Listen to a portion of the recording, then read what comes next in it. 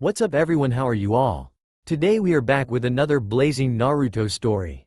What if Naruto's chakra seal broke? And women went wild around him?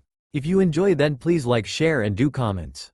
A little blonde boy by the name of Uzumaki Naruto was already a well-known person in Konoha.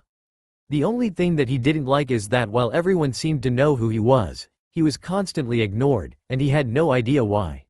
Many of the pranks he pulled gathered him some attention for a short duration. A few minutes, perhaps up to an hour depending on how complex the prank was. His latest prank in the making was a work of pure genius, or at least that's what he was telling himself. It was currently very early in the morning. So early that the sun was only just now beginning to peek over the horizon. Nearly everyone was still in bed, and Naruto himself wouldn't have been up this early if it wasn't for a very important reason. He was currently in the process of attaching a bucket of water to a set of strings that would dump the water when a trap was walked through.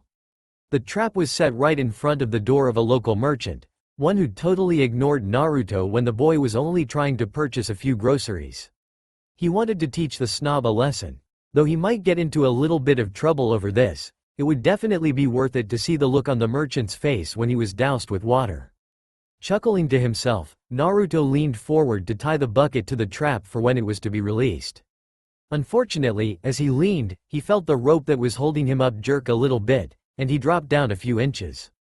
The young Naruto started to sweat as he remained still. He was still a good 10 to 12 feet up in the air, and any fall would hurt big time.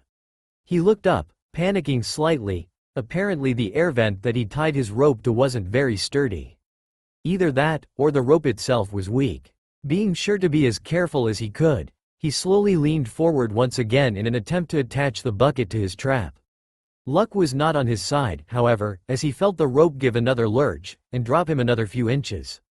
Breathing heavily, he decided to just drop the heavy bucket full of water and try to climb back up the rope to see if he could fix the rope that was holding him up. He didn't have time to make that decision, however, as there was a loud groan of stressed metal from somewhere above him, and he dropped like a rock. In the seconds before he hit the rough cobblestone street below, he could remember hitting the ground too quickly to shout out, not that it would have done any good. Pain exploded in the back of his head as he hit the ground, and he vaguely recalled that there were thin clouds in the sky as his vision faded to black. Drip, drip, drip. Naruto woke up with a startled gasp. He was currently sitting in a pool of something. It was like water, only thicker. Raising up one of his arms in curiosity, he noticed that it didn't get him wet either. The liquid merely drained off of his skin and clothing. Slowly rising to his feet, he felt the back of his head, surprised to find that there was no bump or bruise. It didn't hurt at all. Smiling despite the fact that he couldn't remember how he got where he was, he looked around. There wasn't much to see. It was a decently sized tunnel, made of some kind of stone. There were large pipes running down both sides of the tunnel that seemed to connect to the wall at various spots, but it all looked completely random. No lights could be seen, but for some reason it was not dark. The water-like substance at his feet came up to his ankles, and it filled the entire tunnel as far as he could see.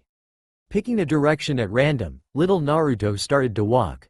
Somehow he got in here, so there had to be a way out. He tried calling out, to see if perhaps anyone would reply, but the only thing he could hear was the echo of his own voice. The strangest thing, though, was that depending on what direction he shouted in, he would eventually hear his own voice echoing from behind him. The tunnel was completely straight and boring, but it didn't take long for him to encounter a door, one that led to a very large room. At least it seemed large. Unlike in the tunnel, the room was completely dark, except for two small lights that he could see at what was probably the far end. He entered the room and looked up. The ceiling was taller here than in the tunnel. As soon as he entered the room, he could see the ceiling and the two walls on either side of the room, and as he continued walking towards the back, the light seemed to move with him, because it never got dark where he was. When he finally got to the back of the room, he stared wide-eyed at the huge cage. There was no way to open it, that he could see, except perhaps if he moved that piece of paper that said, "Seal," on it. But he was way too short to reach it. There wasn't anyone he knew who was that tall. There was a low rumbling he could hear from behind the bars, but other than that, he couldn't see anything. It was totally dark, just like this room was before he moved into it. He was small enough to walk between the bars of the cage, but for some reason, he was feeling too scared to get too close. Hello? Is anyone back there? As soon as he spoke, the rumbling noise he had heard before stopped. It was completely quiet. Naruto looked around the room again, then spoke once more. Is someone there? Can you tell me how to get out of here? How did you get here? The loud voice seemed to come from all around him in the room. It was very deep and spoke slowly, but even Naruto could feel the power behind the words. He let out a little yelp and stumbled backwards a step, but did not fall. The voice said nothing else, so he answered it. I don't know. I was going to play a prank on a mean man, but my rope snapped and I fell. I closed my eyes and woke up here. Naruto's hands fidgeted nervously. He wasn't sure if this voice would tell the old man that he was going to play another prank. Getting in trouble sucked, though the old man was always nicer about it than whoever caught him. How old are you now? I'm 6. There was silence for a moment, until he heard a louder rumble than before. Too young. Close your eyes and think about waking up. You will return. Naruto blinked several times. The voice was strange, it wasn't going to tell on him, and told him he could get back just by closing his eyes. What did it mean he was too young? For what? Hey, what am I too young for? I'm old enough for lots of things, and the old man just got me my own apartment. I'm better than lots of other kids my age. Naruto waited for the voice to return and say something, but it did not. Hello? Are you still there? Hello? Go away. Naruto was about to retort, but all of a sudden a huge eye appeared from behind the cage. It was bloodshot like the matron at the orphanage's eyes usually were, but the iris was a deep red and there was a black slit going down the middle. It looked nothing like any eye he had ever seen before. He couldn't help but let out a startled shout and stumbled backwards as soon as it appeared. He didn't catch himself this time though, and fell backwards into the shallow water-like substance with a splash. Because the water was so shallow, he hit his head on the ground, again. Waking, Naruto sat up quickly, feeling the back of his head immediately. It hurt this time, and he could feel a bump starting to grow. Looking around, he recognized immediately where he was, the bucket on the ground right next to where he was sitting. Thinking back, Naruto remembered the strange place he just was, and wondered how he got there in the first place. That unique voice and the eye behind the cage, too. Just thinking about it made him shiver. Hopefully it was just all a really odd dream. Looking around once more, he noticed that it didn't seem like much time had passed, if any. Grabbing the bucket, Naruto set out to refill it quickly. He just dumped the water on the merchant's head if he couldn't find another secure place to tie a new rope. He set out to refill the bucket, the voice and the eye soon forgotten. No. You need to feel the object you're trying to substitute with. We start you off being able to look at the object, so this way you can learn what it feels like. I don't understand why you're having such a hard time with this. Everyone else in class got it right away. Naruto squinted and concentrated hard, the tip of his tongue sticking out of his mouth. He was listening to his sensei, but also trying to use the kawarimi technique that they had learned in class earlier. Everyone else in his class was already done, and back inside. Naruto was stuck outside with one of the teachers from class, trying to figure out why he couldn't perform the easiest technique in all the elemental nations. After a few more moments of staring at the log in front of him, Naruto sighed, then made the hand sign again. Since the technique was so easy to do, one of his teachers had shown the class that it could be done without hand signs, but that they would need to use them to learn the technique. He grumbled as he thought about some of the other kids in his class, and how so many of them performed the technique correctly on the first try. I understand that you must be frustrated, Naruto, but I really don't know what else I can do to help you. This is the most basic technique that there is. If you can't do this, then you probably just aren't cut out to be a ninja. I'll go talk to Hokage-sama and see if... No, I'll do it, I really will. Can I take this log home to practice? Please? He recalled his other sensei mentioning that these logs were special, that they were laced with a special kind of chakra so that they would be easy to sense. But he didn't know how to sense it. When he asked about it, both of his teachers just said that he should just be able to feel something different about the log. Try as he might, he couldn't do it. The log didn't feel special to him at all. In fact, he couldn't even feel the log, or anything else for that matter. He had no idea what they were talking about. Fine, it should be okay for a day or two. But if you still can't do it by the end of the week, I will be talking to Hokage-sama. Understood? Naruto nodded his head rapidly, scrambling forward to pick up the supposedly special piece of wood. You might as well head on home now and get started. There's only 15 minutes left in class anyway, so I give you permission. But you still have to come to school tomorrow. No skipping out to work on the Kawarimi. Got it? Nodding once again, Naruto quickly scampered towards the school exit, eager to get home and figure out what exactly it was that he was doing wrong. Grah, I don't get it. Naruto smacked both hands down on the floor in front of him, frustrated with his inability to swap positions with the log, just sitting on the floor barely over a meter in front of him. Supposedly you only needed a small amount of chakra for the technique to work, and his teachers had confirmed that he had quite a lot for a boy his age after he managed to unlock it. But knowing that there was something all the other kids in the class were able to do but he wasn't, even if he was the youngest kid in class, it stung. The blonde briefly considered going to the old man to ask for help, but he didn't want to disturb him. While the old man made a point to stop and visit a couple times a month, and was around to watch after him on his birthday, he knew that many other important people were agitated whenever the Hokage spent too much time around him. He didn't really understand why, other than the fact that the Hokage was an important person in the village. Everyone needed the Hokage in one way or another, and maybe they felt the old man had more important things to do than visit an orphan like him. Shaking his head, Naruto sighed and glanced at the clock, noting the time. It had already been 2 hours, and he had nothing to show for progress. Bringing his hands together in the now too familiar hand sign, he closed his eyes this time and concentrated. Maybe he needed to find his own chakra again before he could perform the technique. It was worth a shot, anyway. So far nothing else had worked. So the young boy concentrated, doing the same thing he did when he unlocked his ability to use his chakra. Turning his senses inward, he tried to think of things that made him happy, things that made him who he was. His blonde hair, his mastery of pranks, even his excellent getaway and stealth skills. It didn't take long for him to feel completely calm, until his skin began to tingle slightly, and a slow dripping noise forced him to open his eyes. Drip, drip, drip.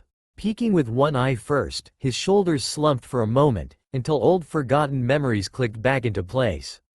He remembered being in this sewer before, with the light that followed him wherever he was, the big room with the cage, that voice, and the eye. Opening both eyes and quickly jumping up, Naruto started breathing heavily when he remembered that bloodshot eye, and how it seemed to look through him.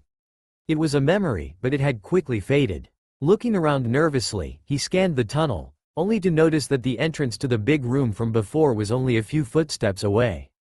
Carefully easing forward, he leaned towards the opening to peer inside. Nothing had changed from before. The cage at the back end of the room was still rather far away, 2 torches barely illuminating it. Gathering his courage, he moved inside the doorway, once again noticing how the walls inside the room became visible, and how the light moved with him. So, the young one returns. Stopping quickly, Naruto stared wide-eyed at the bars to the cage, expecting to see the eye looking at him again.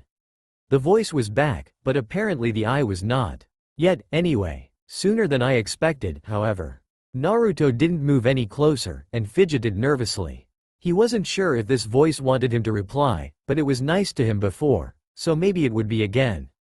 I just did the same thing back when I unlocked my chakra. The silence lingered for barely a moment before the voice responded. Naruto couldn't tell for sure, since it talked so deep and slow, but it almost seemed curious. Interesting. I had not anticipated that you would have been able to return here at this point in time. At least you can use chakra now, unlike before. Yeah, my teachers said I had a lot more than anyone else my age, and at least twice as much as the strongest person in my class. They are all 2 years older than me, too. The old man didn't seem surprised when I told him, though.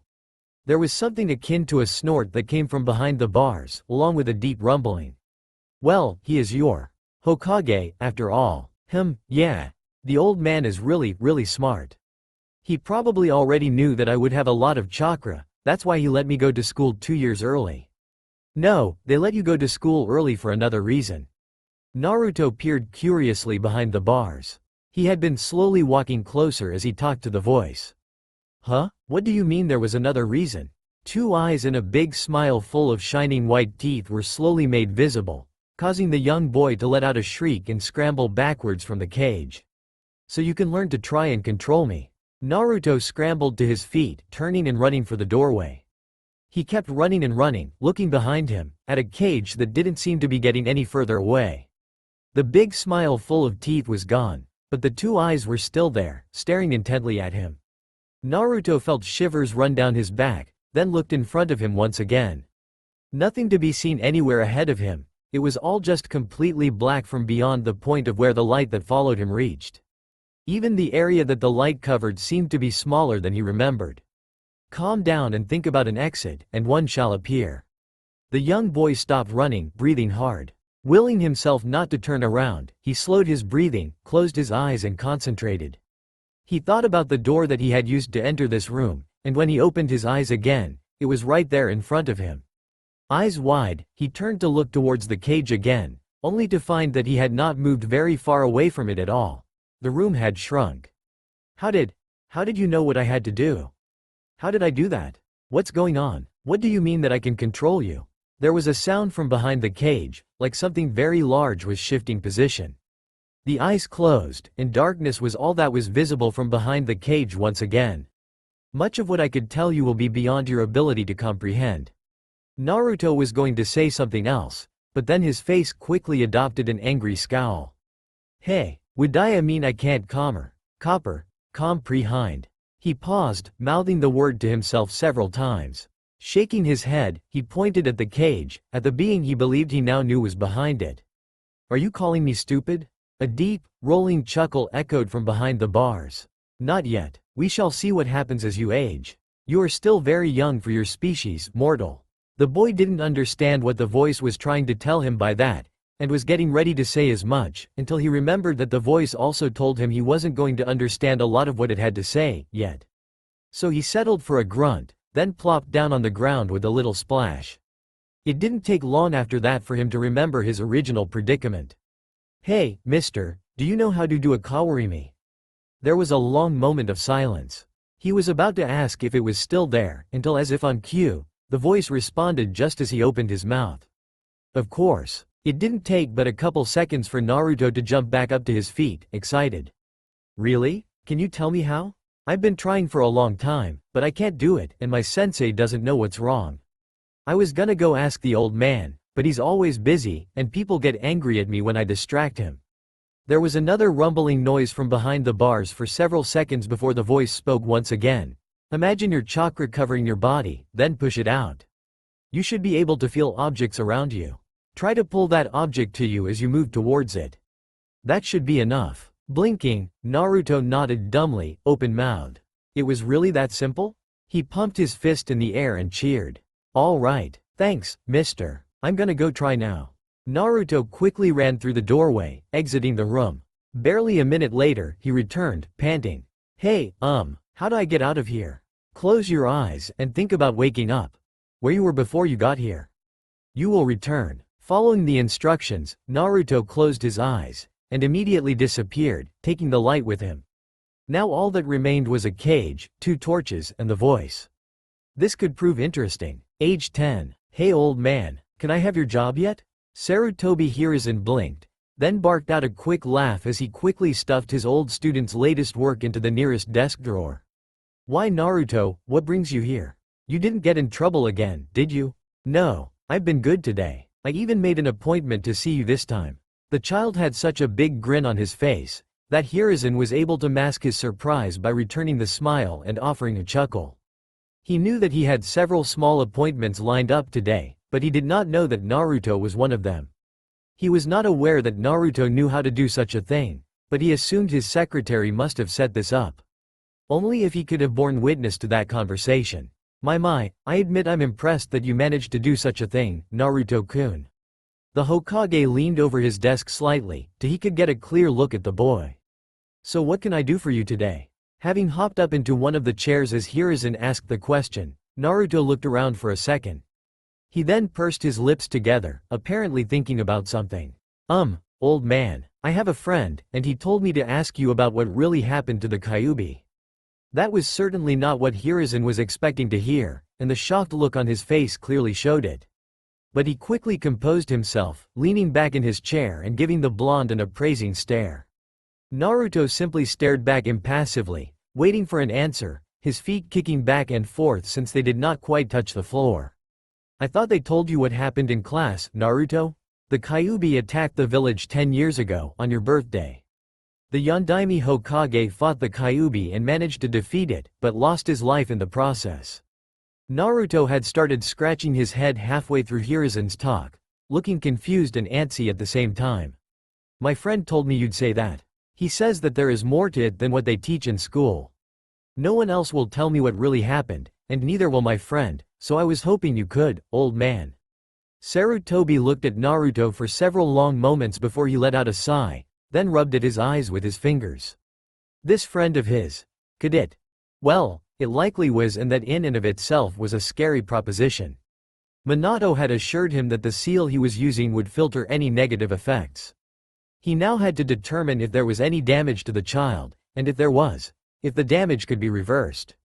Naruto-kun, I will tell you what really happened if you do something for me first.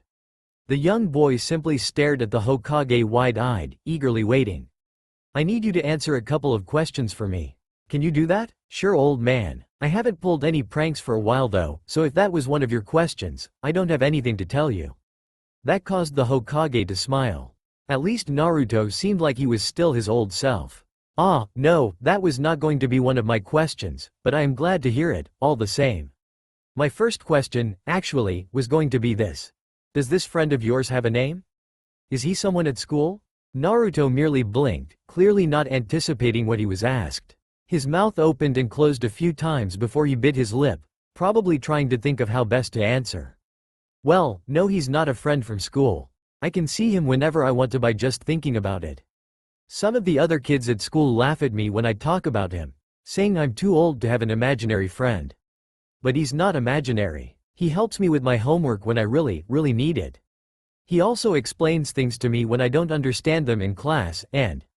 Sarutobi held up a hand. Whoa there, it's okay, Naruto-kun. I have been watching your progress in school, and you have indeed been doing better, which I am happy to see. But you are still almost failing.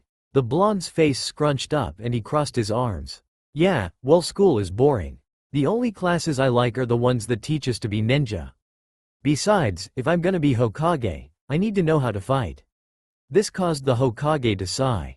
As much as he would love to see young Naruto grow up to be Hokage, they had this discussion every time he saw the boy. Naruto-kun, fighting is not the only thing a Hokage needs.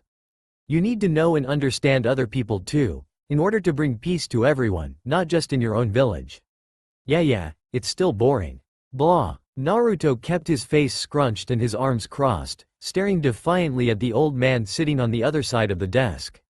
Hiruzen couldn't help but feel the urge to grab his pipe, but he tried to avoid using it around children. Anyway, Naruto-kun, does this friend of yours have a name? I don't think you answered that question yet. At this, Naruto frowned. I've asked him a few times, but he won't tell me. He's only said something like I won't understand what his name means, so I should ask someone else to tell me. He won't even tell me how old he is.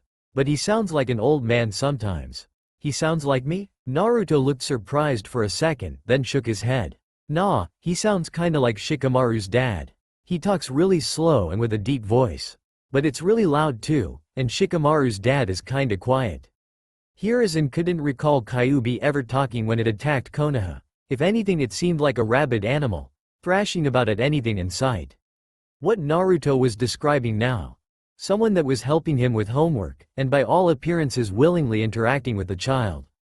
Naruto, have you ever seen this person? The boy shrank back in his chair and almost looked frightened for a moment, as if he remembered something scary. After a few seconds, he shook his head. No, I haven't. I did see something, but… When he didn't continue, the Sandaime had to prod him onwards. Well, sometimes I see its eyes, or its teeth. One of his teeth is as big as me, probably bigger. I wasn't really close when I saw them from behind the cage. But it scared me. I saw his eyes too, they are huge and really red. They look like the eyes on the cat of my neighbor, except for them being red, and not yellow. Oh, and when I see his eyes they have those red lines in them like the matron lady at the orphanage always had, but… Sarutobi listened carefully to all of Naruto's explanation. This really was the Kyuubi interacting with him after all. But this particular Kyuubi was an unknown quantity. He had never been made aware of any situation where a biju had willingly corresponded with its host in his lifetime, with one minor passing rumor he heard about a Jinchuriki from the Cloud Village. That rumor never amounted to anything, however, and it was a long time ago as well, so he never paid it much mind. Now, however, the memory of that old rumor was returning swiftly. Perhaps it was possible, if what he was hearing any indication. It could also be a trap by the biju, make Naruto trust it then turn on the boy later when he got older. Hiruzen sighed and rubbed his forehead in aggravation. This was definitely not something he could have foreseen happening. Perhaps when he unlocked his chakra, he did it in such a way as to trigger the seal.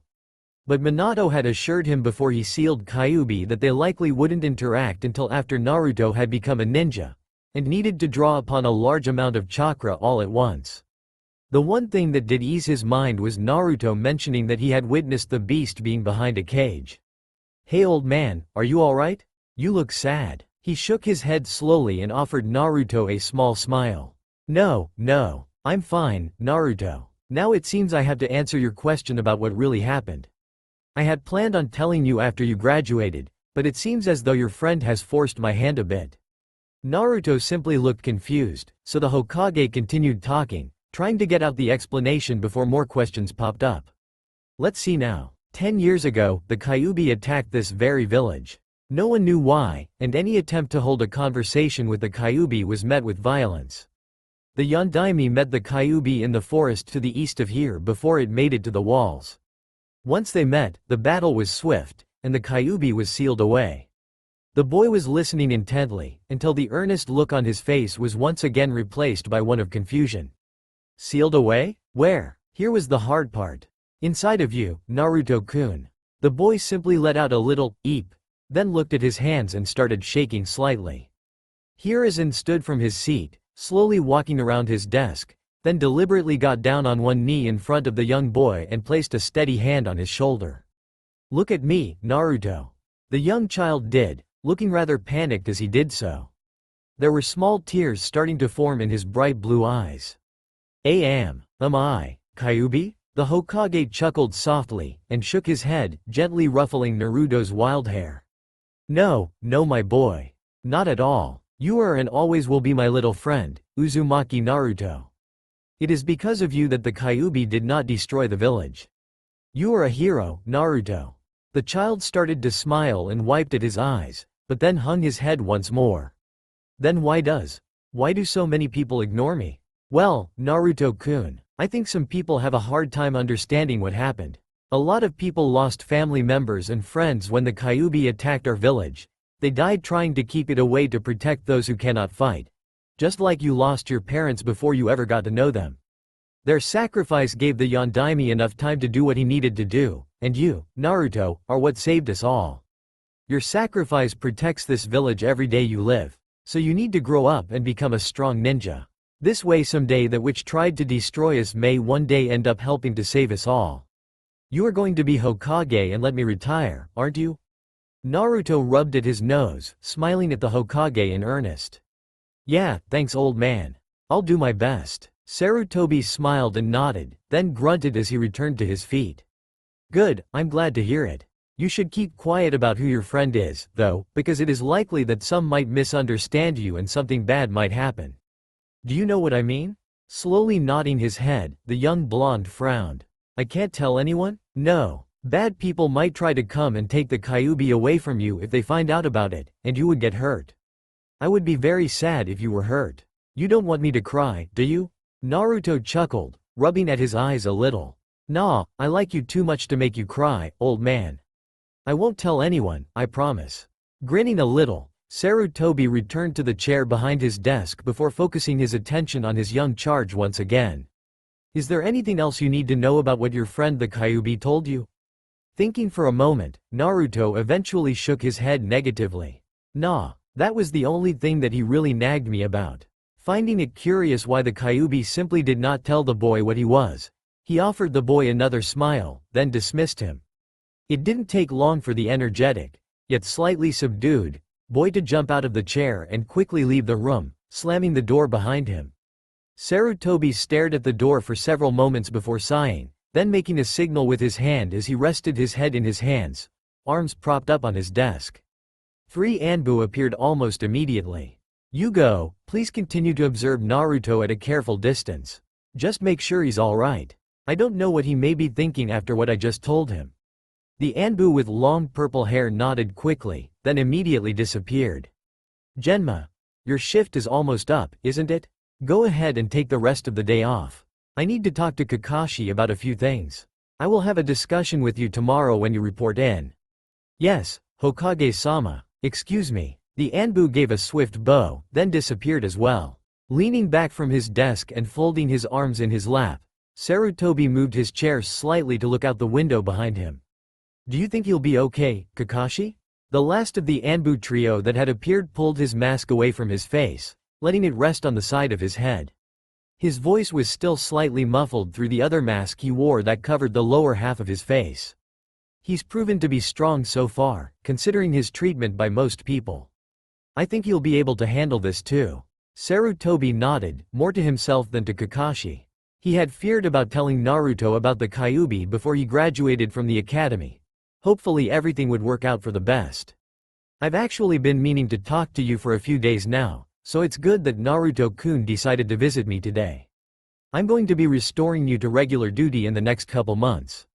Kakashi nodded. You want me to take Naruto on a team, as we discussed when he first entered the academy.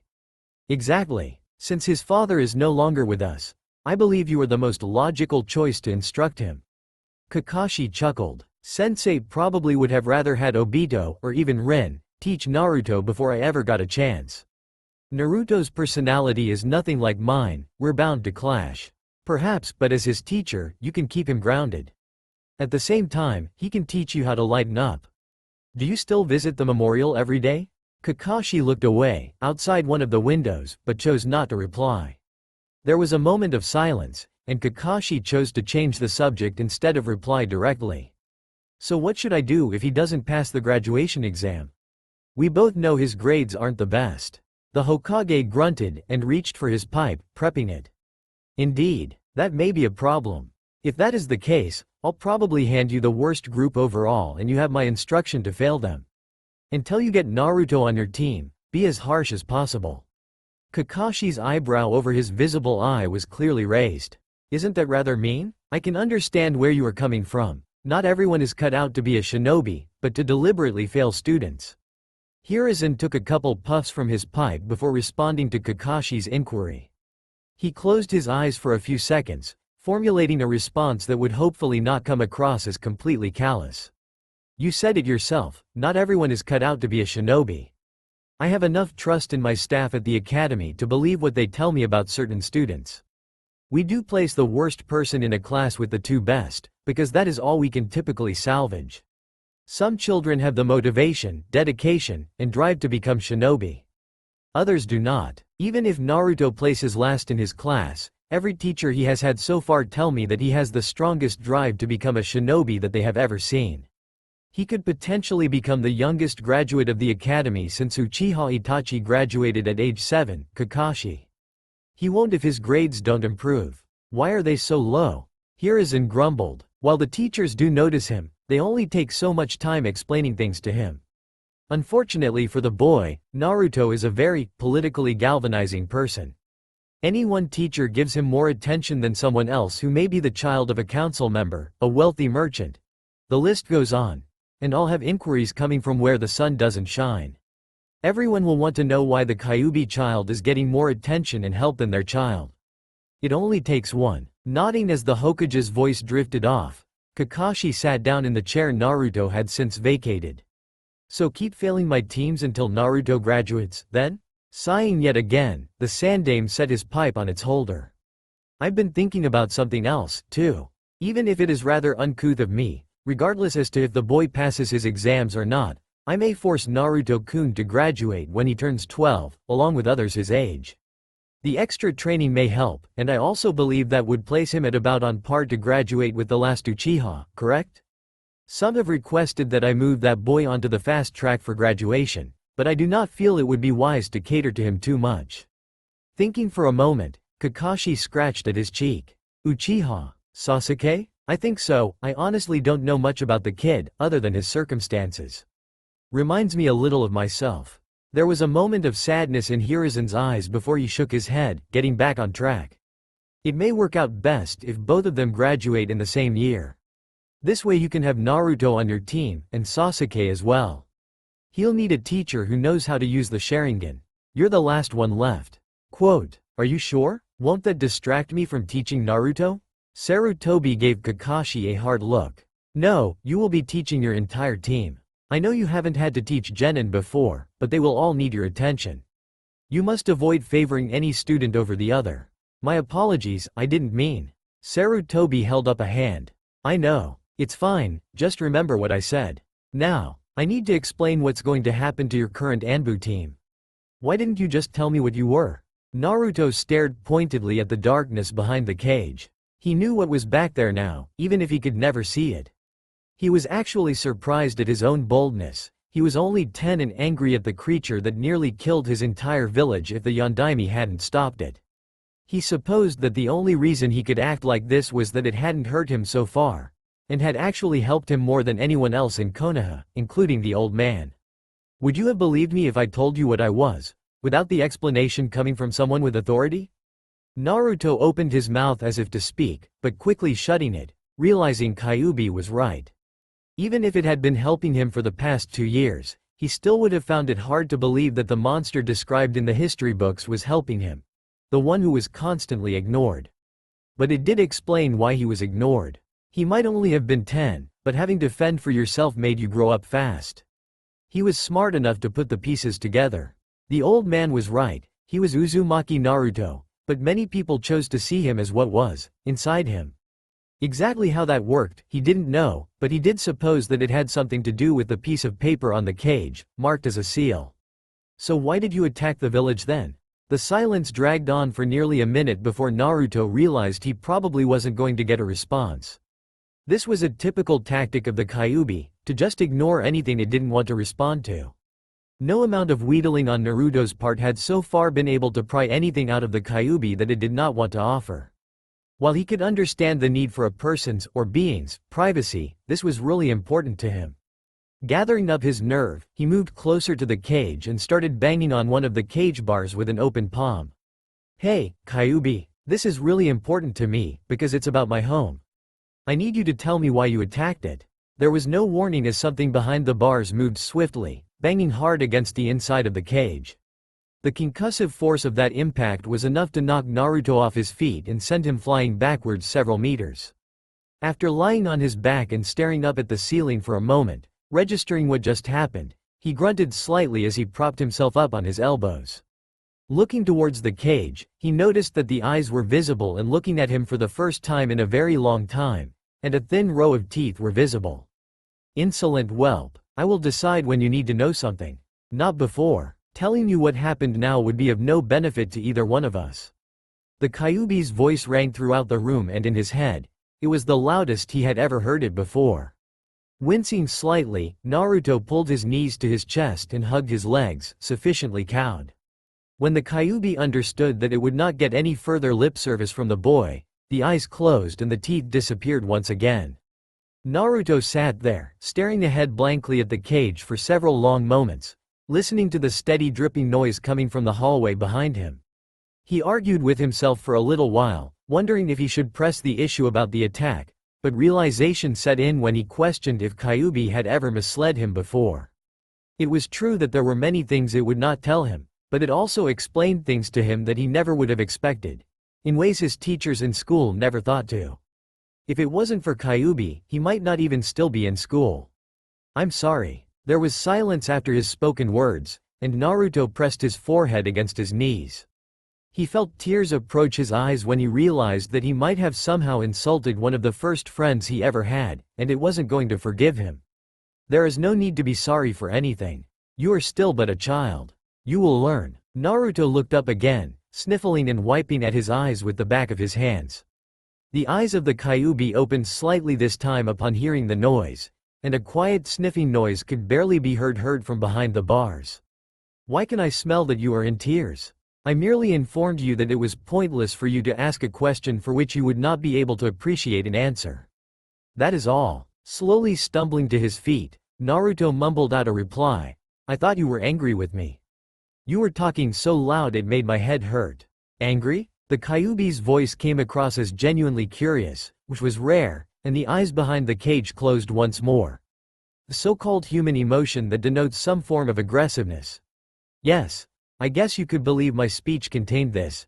Anger. My intent was simply to get my point across in such a way that you would not be so inclined to perform in an unseemly manner again. Trying to wrap his mind around what the Kyuubi was saying, Naruto frowned. You don't know what anger is? People get angry at me all the time for pulling pranks. I know what anger is. I am saying that I do not have that emotion. Or any of your human emotions, for that matter. I seem to be able to emulate them, even if unintentional, however.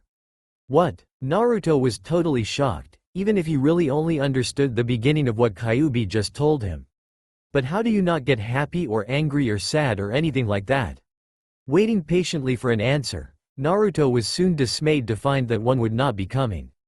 Apparently it was yet one more thing he was not able to understand yet. Holding back a sigh, he tried something else. Will you tell me when I get older? Again, there was no reply. Letting his shoulders droop, he closed his eyes, preparing to leave this place and return to his room in his apartment. Just as the image of his room appeared in his mind, a voice rang through the room he was still in. Perhaps. Naruto woke up in his room with a small smile on his face. Age 12. Nothing ever went the way he wished that it would lately. Naruto had run to school in a panic. He had slept through most of his alarm and barely made it to his class in time. In his defense, he was up late into the night practicing the clone technique, the one he failed to perform his last 2 attempts, and would likely give him hell again this time. The Kyuubi had been strangely silent as the test date approached, and he wasn't quite sure why. It had mentioned something about him passing on his own merits and something else about being worthy, but as to what the Kyuubi was referring to, Naruto didn't understand.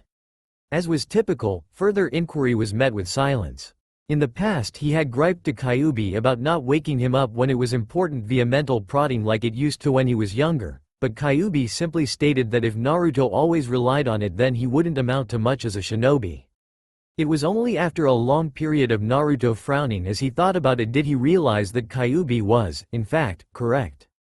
Almost not making it to class in time was only a minor setback, however. It had happened plenty of times before and he had only gotten what he felt were gentle reprimands from Iruka, his homeroom teacher for the last 2 years, and an occasional detention. The worst part about his morning, so far, was that he managed to make a fool of himself in front of his beloved Sakura-chan yet again. Someone had tripped him as he was running up the large steps towards where she was standing at the end of Sasuke's row. As his luck would have it, she turned to look at him warily as he jogged up towards her. He was so focused on her, however, that he didn't notice when the foot was stuck out from one of the class benches, and he tripped over it. He would never forget the look of shock on her face as his own crashed directly into her chest, and the force of his movement knocking them both to the ground, with him on top. He had immediately panicked and jumped off of her, reaching down to offer her his hand. It was to no avail, however, as she continued to lie there on the ground, arms covering her chest, an expression of rage on her face that he had never seen before. The next several seconds were a blur as she started yelling at him with words strung together so quickly that he could only pick up bits and pieces, mostly revolving around, idiot, insulting, and, Sasuke-kun. She got in a few good hits too, some of which he was unable to protect against completely, one of them that still ached on the side of his head. He had managed to back away far enough from her to where she wouldn't follow. If one thing was predictable about Sasuke's fangirls, it's that none of them would wander too far, lest another one find an opening. Huffing angrily, she twirled back around and began apologizing to Sasuke, claiming that Naruto hadn't stained her, or something like that, going so far as to state that she was still pure for him. Naruto had tuned out her ramblings, as well as the laughter that still circulated the classroom. Finding a still empty row, he sat down in the first chair at the end near the aisle, and rubbed at his sore head. It wasn't until Iruka-sensei entered the classroom that he decided to smile again. I fail to understand why you continue to fawn over that pink-haired harpy in your class. She has nothing of value to offer you as a potential mate that I can discern. Naruto looked up at the glowing red eyes that were peering at him from behind the bars of the prison. He let his hands fall to his sides from the position that they were in previously. He had been channeling his chakra through a hand sign in his mind as Iruka reviewed some boring stuff in class, testing the limits of his chakra control, as Kyuubi had suggested he do a long time ago whenever he was bored or had free time. It wasn't as efficient as real-world practice, but it helped him concentrate, if nothing else. Huh? Sakura-chan? What about her? I just think she's pretty, that's all. There was a large exhalation of breath, followed by a low rumbling. Listening to her shrieking voice is a nuisance, and she only pays attention to that Uchiha scum regardless of whatever childish antics you perform to gain her fleeting attentions. Naruto scrunched up his face in confusion for a moment, thinking about what the Kyuubi said.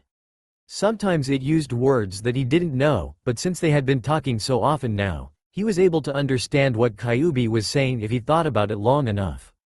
Sometimes Kyuubi would explain the meaning of a word, but then moments like those would only last so long before it got irritated and went silent. After he finally grasped what Kyuubi was getting at, Naruto began to stutter something about Sakura, until it clicked that it had insulted Sasuke. Naruto pointed up at the Kyuubi's cage. Hey, Sasuke may be annoying at times, but he's not scum. Take that back. A deep chuckle filled the room. I refuse. He is still young, much like yourself. I will be watching closely to see if he succumbs to the same curse of darkness that has befallen many of his ancestors, those with the damned eyes. Damned eyes? What are you talking about? Silence met him, which was not unusual in the least.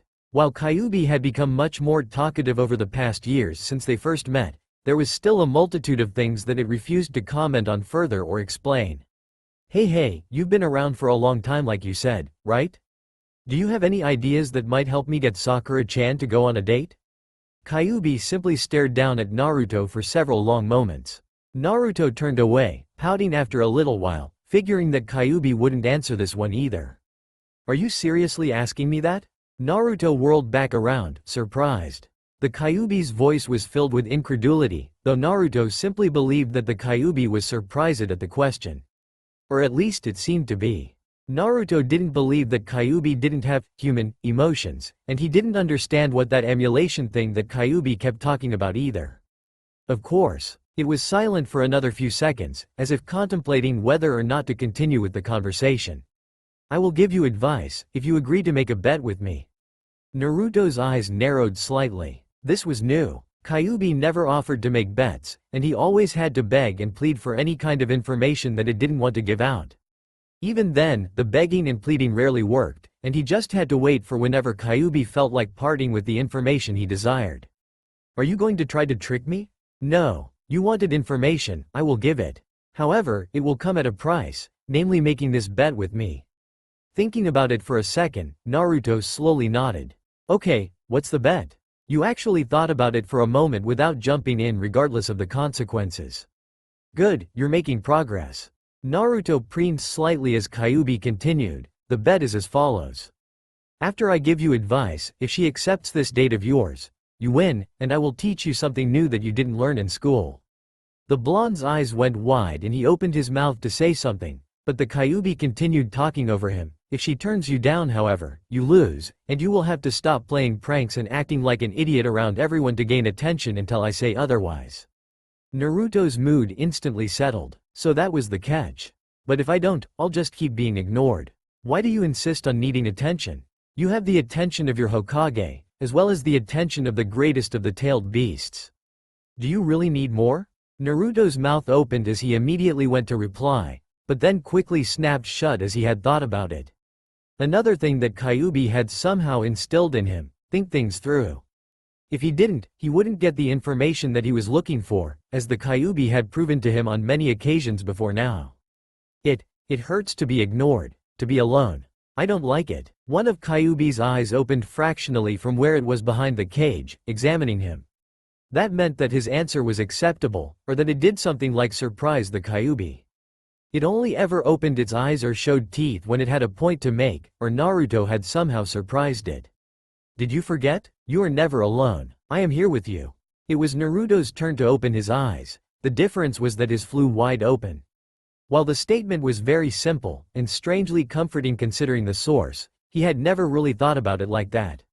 Even if the Kyuubi didn't talk to him whenever he came to visit the prison in his mind, it was still there, always inside of him. It didn't have to talk, Naruto could easily feel the presence behind the cage.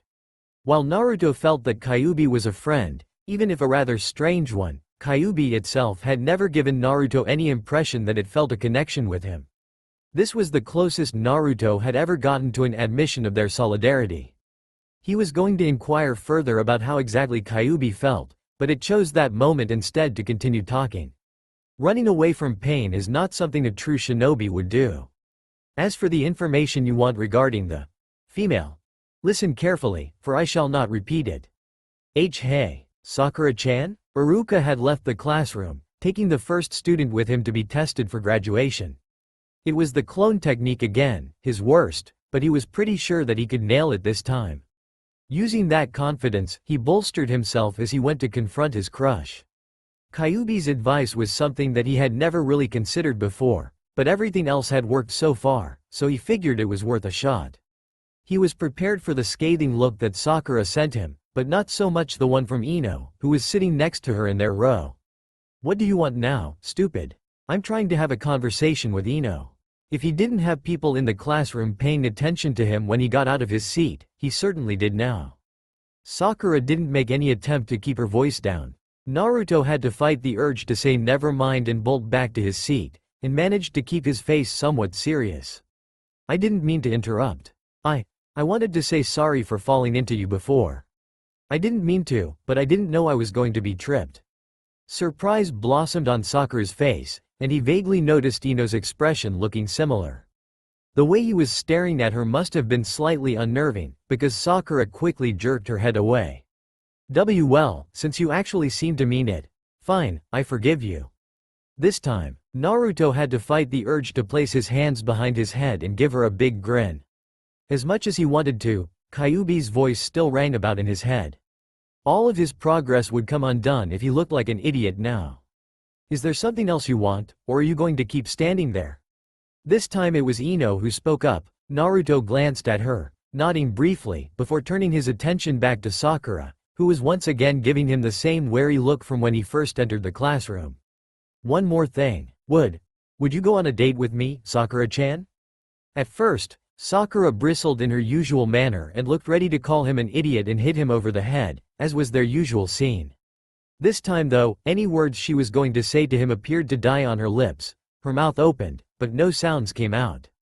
Her mouth clicked shut, and Naruto wasn't certain, but it looked like a light blush formed across her cheeks just before she spun away in her seat, closing her eyes and crossing her arms over her chest. Naruto stood there, waiting patiently for her to answer, as she was obviously turning the question every which way in her head. Once again he found himself resisting the urge to place his hands behind his head and grin. Sakura opened one eye to see if he was still there, and he heard her sigh lightly before she opened both of them and turned back towards him. There was a slight frown on her lips, so before she could say anything, Naruto decided to fall back on some more of Kyuubi's so far helpful advice. Holding up a hand, open-palmed and facing outward toward her, she frowned yet again, but this time one of her eyebrows rose sharply. Now she was looking like she was going to beat him upside the head, so he tried to speak quickly and get it all out. Look, Sakura-chan. I know you say you like Sasuke all the time, that's fine, but he turns down everyone who asks him on dates. I'm just asking for one, that's all. I'm hoping you'll like it, but if you don't. Naruto let out a little sigh, shaking his head as he thought back on his conversation with Kyuubi. If you don't like it, then I promise I'll never ask you again. He dropped his hand and watched as Sakura's face went through a quick series of emotions. It started out as shock and surprise as an intense blush worked across her face, followed by a quick glance at where Naruto briefly remembered Sasuke was sitting. The brooding teen must have been looking at them, because she visibly panicked and quickly whirled around in her seat, her back almost completely to Naruto now as she pleaded with Ino. Ino, what should I do? I don't know. Ino was only partially paying attention to Sakura, as she was still looking at Naruto, surprise etched on every corner of her face. It wasn't until Sakura grabbed the girl's shoulder that she completely focused on what her rival was asking. What do I think. You should, probably do it. Ino sounded as if she didn't really believe herself when she was talking, which just seemed to aggravate Sakura. Naruto simply stood there, waiting, his fists clenching and releasing rapidly. It was getting to the point where he was about to shrug the whole situation off. He had no idea his heart could beat this fast, and he couldn't really ever remember being this nervous over a simple yes or no his entire life so far. He focused on Sakura once again when he could no longer hear her talking, only for him to notice that she was looking at him over her shoulder with her eyes half closed as if she was sizing him up. Naruto tried to give her a small sincere smile, but as soon as he did, Sakura's eyes opened and her eyebrows shot sky high, followed by her head jerking around to face Ino once again. "Aha, I'm onto you now, Ino pig." Ino simply stared at Sakura, blinking owlishly. "What?" Sakura faced forward in her seat, arms crossed over her chest again, eyes closed, and a smug grin on her face as she spoke. "I bet you talked to Naruto some time before class and asked him to do this, and then told me to say yes to him so I'd no longer be competing for Sasuke-kun. It seems that your plan has backfired." Still blinking, Ino began to slowly shake her head. No, I don't talk to Naruto. I'm just as surprised as you." "Ha, of course you're going to deny it. It all makes sense now. What are you talking about, forehead? I will win Sasuke-kun on my own. There is no reason for me to resort to such dirty tricks." Naruto let out the breath he didn't remember holding as the two constantly competing rivals fell into another one of their arguments. With a sinking feeling in his stomach, Naruto realized that he didn't even get a yes or no, he was simply ignored, which is exactly what he was afraid of. It would have been easier if she had simply said no. Sakura had seemed to consider his offer for a while, which raised his hopes, but deep down he had a feeling it would end this way. Kyuubi had sort of prepared him for this outcome in its own way. On no uncertain terms, it had declared Naruto was too young for things like this, but was willing to humor him anyway. Turning away from the two girls, Naruto walked to the road directly across from them. There was an empty seat at the end of the row, to which he immediately sat down on, only to lean forward and place his face in his hands as his elbows rested on the desk. Kyuubi would now hold him to the bet they made, which meant no more goofing off. He was going to be a shinobi soon anyway, so that made sense. So what if he had to put up with being ignored for a little while? He'd be Hokage eventually anyway. Leaning back in his seat, he tuned out the two still arguing girls, turning his head to look out the window. In so doing, he realized that he actually sat down a seat over from Sasuke, and there was only that empty seat between them. "Hey, Sasuke." The other boy was leaning forward slightly, his hands folded in front of his face as his elbows rested on the desk. It was how Naruto typically saw him sitting if there was nothing else going on. Sasuke didn't acknowledge him with much more than a glance from his peripheral vision and a raised eyebrow. "What do all the girls like so much about you, anyway?" Sasuke actually turned his head in Naruto's direction this time, beginning a sort of staring contest for nearly a full minute before the raven-haired boy looked away. "If I knew, I would stop it. They all annoy me," Naruto growled internally. That answer was much too similar to ones that Kyuubi gave him. Essentially it was an answer that didn't really clarify anything. Something told him Sasuke knew exactly what caused the girls to swoon all over him, but the Uchiha simply chose to ignore it. Naruto was about to snap out a retort, but the classroom door opened, and one of his classmates stepped through with a large grin on his face and a forehead protector in his hands. He began talking excitedly to another one of his classmates in the front row as Iruka-sensei leaned in through the doorway, announcing for the next student to follow him. The reminder of the exam was all Naruto needed to forget about Sasuke, Sakura, and the rest, and to proceed back into his mind to work on his control some more. "Iruka-kun, do you have a moment?" The young Chunin's back went rigid as he promptly whirled to his right, where the Sandaime Hokage was currently gazing up at him. "Oh, of course, Hokage-sama. What can I do for you?" The Sandaime gestured with his head back towards the entrance of the academy, and Iruka immediately fell into step next to him after excusing himself from the parents he was talking to. There were no words spoken as they traveled back to the entrance. Iruka was a stickler for rules, and common courtesy was that the Hokage always spoke first. Hiruzen did notice as Iruka discreetly looked back over his shoulder, towards where a boy was sitting alone on a swing at the far end of the academy grounds. If the situation were not so serious, the act might have brought a fond smile to the Hokage's face. As soon as they entered the school building, Hiruzen continued walking down the hallways, casually greeting other teachers and students still in the school, Iruka doing likewise when appropriate. It wasn't until they entered the empty teacher's lounge, and Iruka closed the sliding door behind them, that the Hokage spoke. "You still don't agree with this entire process. I can tell." Iruka immediately stiffened, but eventually shook his head as he sat down in the chair at his desk. The Hokage sat down in another chair across from his. "No, Hokage-sama, I don't agree. It wasn't fair to him. He should have passed." Hiruzen Sarutobi nodded slowly. "I agree with you." Iruka looked at the Hokage, shocked. But then why?" A hand went up, and Iruka's mouth clicked shut. Of all people for him to question. "I understand your frustration completely. Were I in your shoes, I know I'd be feeling the same way. What I couldn't tell you before is that there are several other things going on that influenced the way this whole situation has played out. Naruto is a strong boy, he can handle it, since I have it on good authority that he will be a shinobi by this time tomorrow." The first thing Iruka felt go through his system was relief, followed by sadness and a bit of anger. "I think I understand, Hokage-sama, but for the record I don't believe it was fair." "Perhaps it wasn't, but that's why it's my duty to make the decisions like this. Allow me to explain a little more, and perhaps then you'll be able to fully comprehend my reasoning." The scarred Chunin simply nodded, leaning back in his chair as the Hokage started his explanation. "As I told you before, I have always planned to have Naruto be placed under Hitaki Kakashi, for more than one reason.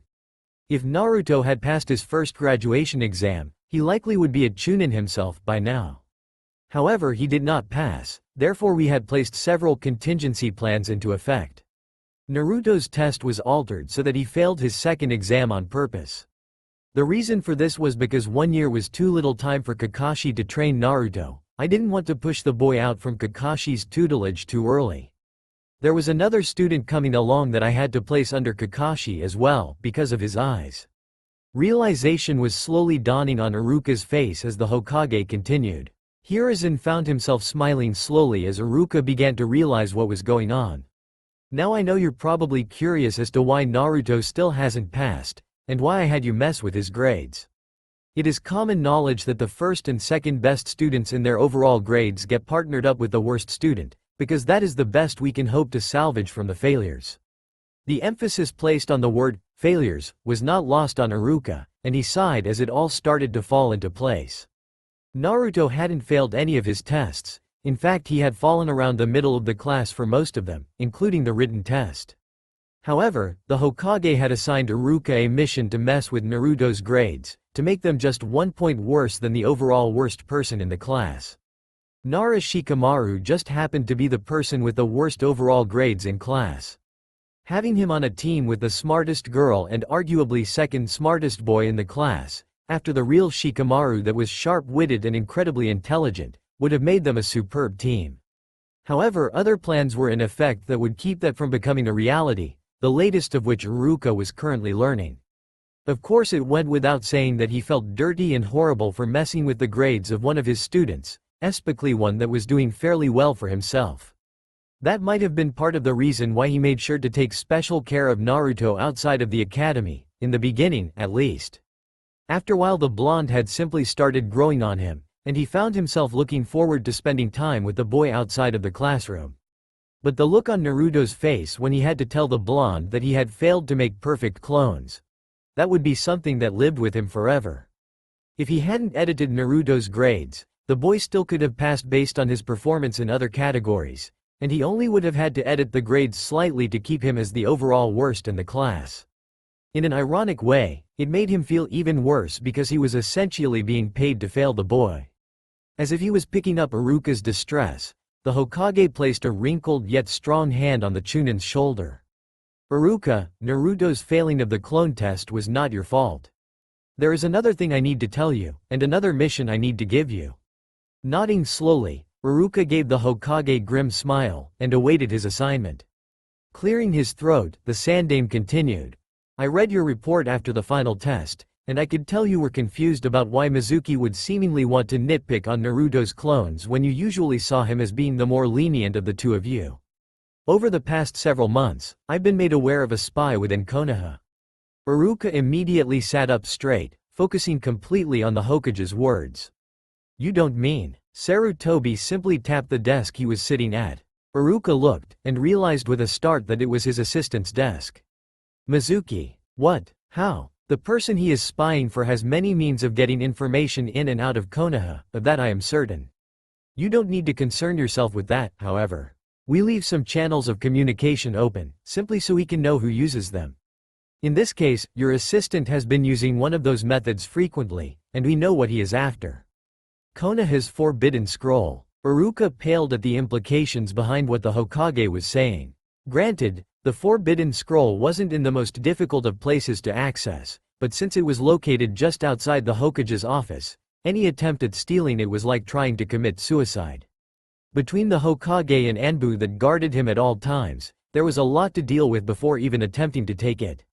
But he couldn't possibly wait. Iruka worked it through his head for several moments as the Hokage simply watched him, waiting for the Chunin to piece it together in his head. It wasn't long before Iruka had his head in his hands, shaking it back and forth slowly. So that's why he wanted to fail Naruto. It's his plan to get the scroll. If Naruto can't get it, he should prove to be enough of a distraction to allow Mizuki to get by and take it himself. Nearly everyone in the village, especially the shinobi, know that you and Naruto are fairly close, and he plans to use that to his advantage. Hiruzen smiled at the teacher, nodding. "Very good. We anticipate that Mizuki will have a meeting location set up, should Naruto somehow manage to get the scroll. I've told my Anbu to stand down and shadow Naruto, should he get by me. I'm actually excited and curious to see how he would do it." "You don't mind if he gets the scroll?" The Hokage actually laughed at that. "I've actually already noted a section of the scroll that I'm certain he'll focus on as soon as he sees what I've written. It should help him out with his clone creation problem. But the only thing I can think of that would be similar and in that scroll is the shadow clone technique, isn't it? But the rank of that technique? It is S-ranked and forbidden, yes. However, the main reason it is forbidden is because of the chakra drain. To someone like Naruto, it will likely barely tap his reserves. If he learns of its secondary function, he could literally be unstoppable by the time he's 20 years old. But what could make someone that strong in so little time?" Iruka's voice was dripping with incredulity. Even the Densetsu no Sannin weren't recognized as such until they were in their early 20s, and powerful though they weren't exactly unstoppable. The Hokage grinned, and wagged a finger back and forth. It's forbidden for another reason too. I'm afraid that's all I can say." Chuckling as he shook his head, Iruka couldn't help but let out a sigh. "So, when does my mission start?" Yes. While you were thinking, one of my Anbu motioned to me through the window that Mizuki has made contact. They will shadow Naruto for the rest of the day. As soon as you leave the school, one of them will hand you a communicator so that you may listen in and follow what is happening. As you wish, Hokage-sama." Hiruzen chuckled as he stood up, stretching slightly. "I hope you're a good actor, Iruka-kun. You'll need to make it look like you have no idea what's going on in front of everyone, myself included." Iruka couldn't help but grin. "It's been a while since I've been able to do any pranks, but I think I can manage." "Naruto, what are you doing here? Only those who graduated are supposed to be here today." Naruto simply grinned at the classmate who asked him, and jerked a thumb at his forehead protector. The exact same one that all the other graduates were wearing. "Would I think this is? I completed a mission Mizuki-sensei gave me, and they made me a shinobi." "A mission? What did you have to do?" Another classmate asked this question, and Naruto noticed that several people were now paying attention to him, likely interested in what he had done. Even Sasuke had turned to look at him. "Well, you see, Mizuki-sensei had asked me to get him a scroll." Naruto proceeded to regale the few classmates of his that were listening in about how Mizuki wanted him to take a scroll from the guarded section of the shinobi archives. If he could do it, then they would acknowledge he was shinobi material. Of course, it was a greatly edited version to downplay what he actually did, since several things needed to be kept secret. They couldn't know about Kyuubi, obviously, nor about the Forbidden Scroll and how Mizuki-sensei was actually a traitor after the Forbidden Scroll. Of course, every time Naruto thought about Mizuki he had to hold back laughter at the look of surprise on the Chunin's face when he tried to tell Naruto that he was the Kyuubi. Naruto simply scoffed at him, said he knew the Kyuubi was sealed in him, and proceeded to use his newly learned shadow clone technique to beat Mizuki's face in, since his sensei had broken the no-telling rule. The fact that Mizuki was threatening him and had injured Iruka-sensei, who had come to investigate and tell Naruto what was really going on, didn't give him any reason to hold back, either. His story told, most of his classmates that were listening in seemed to accept it, with a few tossing him skeptical glances, though no one challenged him outright. Even Sasuke seemed to accept it, and appeared to be giving Naruto a more critical appraisal than he ever had before. Naruto. That was his name, being called by a voice he clearly recognized. Turning to look, his eyes widened slightly as Sakura stood before him. Briefly recalling the scene from yesterday, his heart started beating faster. After hearing of his mission, perhaps she had. "Can you move? I want to sit on the other side of you, next to Sasuke-kun." His fragile hopes dashed once again. Naruto turned his head the other way to see Sasuke simply scoff and shake his head. Remembering that he had been ignored yesterday, he pretty much classified that as the no answer, and he was going to follow up on his promise to not ask her again. Shrugging his shoulders, the blonde pivoted his lower body from where he was sitting. This effectively moved his legs into the main aisle, allowing Sakura to easily shift past him and over to the middle seat of their row. When she didn't move to go past him immediately, as he would have expected, he looked up at her curiously. For some reason she was hesitating, but as soon as his eyes met hers, she broke contact and quickly moved past him with a murmured thanks. Shifting back properly into his seat, Naruto did his best to not look in the direction where he could hear Sakura's monologue of love coming from. He didn't have to ignore it for long, however, as Iruka-sensei walked through the door shortly after, effectively stopping most of the conversations currently taking place. Naruto closed his eyes as he leaned back in his seat, listening to Iruka drone on about congratulations and what it meant to be a shinobi. He found himself nodding his head on occasion, to show that he was listening, even just barely. The blonde figured it was probably a good time to go speak to the Kyuubi about their bet. The time spent in his mind was only a fraction of the time spent out in the real world, and he had been too tired to concentrate last night. "I was expecting you sooner." Opening his eyes, Naruto saw that he was standing in front of the Kyuubi's prison, as usual.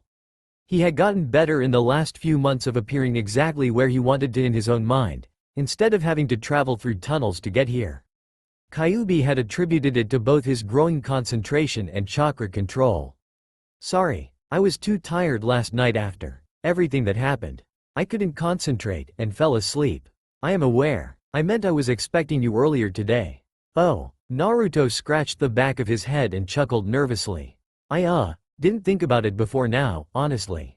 Kyuubi grumbled slightly from behind the bars, but otherwise said nothing. "Hey, you won the bet from yesterday, remember?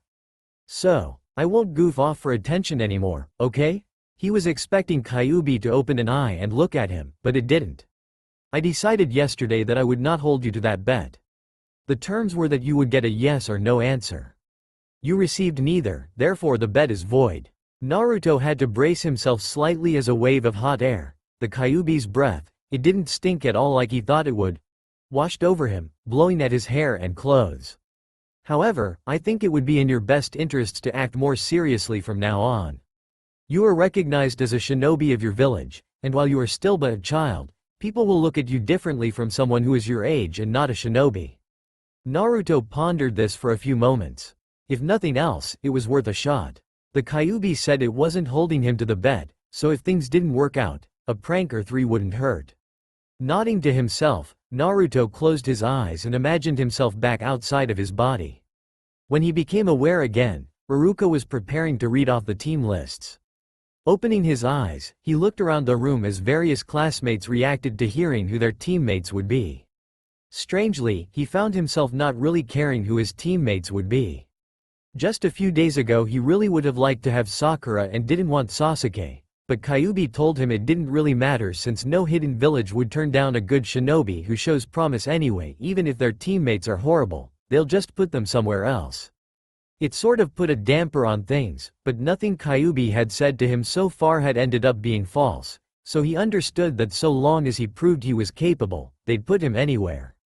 Team 7 will consist of Haruno Sakura, Uchiha Sasuke, and Uzumaki Naruto. Your Junin sensei will be Hitaki Kakashi. Naruto saw Sakura jump up in a cheer about halfway through the team announcement, then go rigid and slowly sit back down when his own name was announced.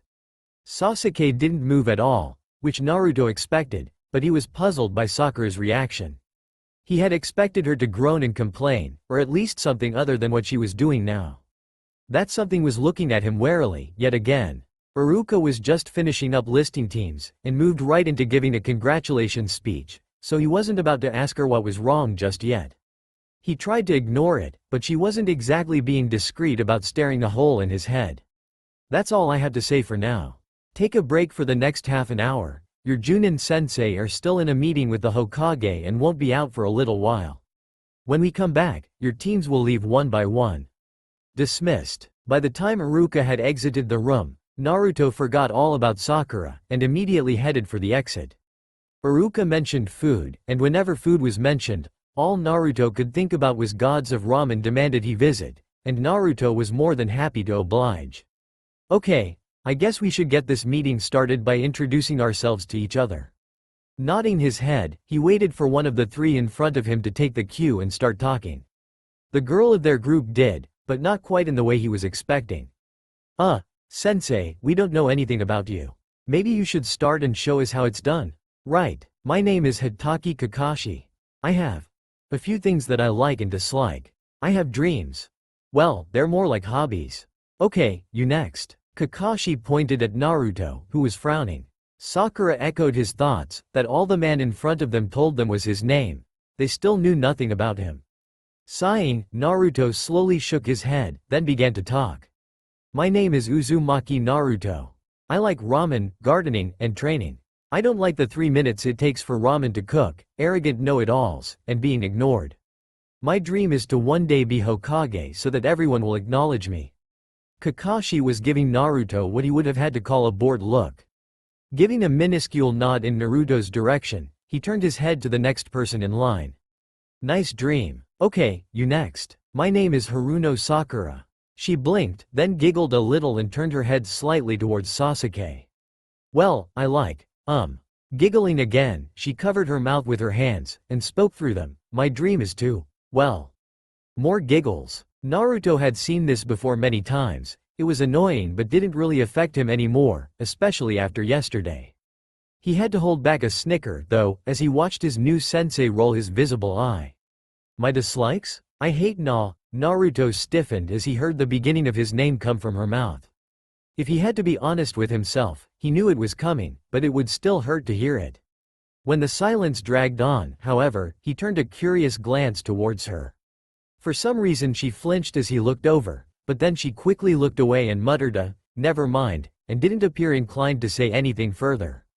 How thoroughly interesting. You. Next. Sasuke grunted, let out an extended sigh, then began talking. I'm Uchiha Sasuke. I like training and learning new techniques. I don't like sweets, and I hate idiots with big mouths. My dream? No, my ambition is to kill a certain man, and then restore my clan. Naruto and Sakura both looked over towards Sasuke in surprise. It was the longest either of them had ever heard him speak and not say something condescending at the same time. That's nice. Alright you three, each of you take one of these memos. It has the information on it that you need to prepare for your survival training tomorrow. Survival training? Sakura looked up at Kakashi with a puzzled expression as she received the memo. But didn't we already pass the academy? We did survival training there. Kakashi nodded slowly. That's true, you did. But this is different. The training from the academy was testing you to make sure you have the ability to become genin. If you pass this training tomorrow, then you become official genin and can start taking missions. So what's the catch? The other three turned to Naruto and stared at him with varying degrees of surprise. Sakura was wide-eyed once again, Sasuke was squinting at him, and Kakashi simply seemed to have honest curiosity on his visible features. What do you mean? Naruto briefly scratched the back of his head, offering his new sensei a puzzled look. Well, they always tell us far in advance if we had a test coming up in the academy. But if they didn't tell us about this, that must mean it's really hard, right? Why else wouldn't they warn us? Kakashi chuckled lightly as he gave Naruto a somewhat appraising stare.